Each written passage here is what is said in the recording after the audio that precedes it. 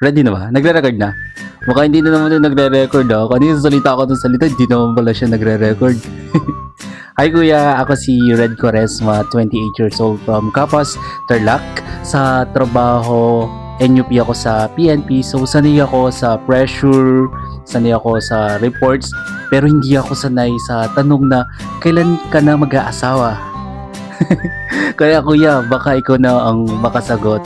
Aside from work, working student din ako at content creator. So basically, busy ako 24/7.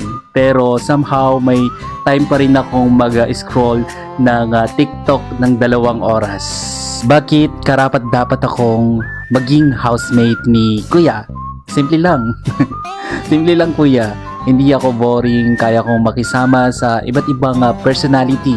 Marunong akong makinig, marunong akong makipagbiruan at kapag may problema, kaya kong tumulong. Pero warning, warning kuya, kapag gutom ako, ibang personality ang lalabas.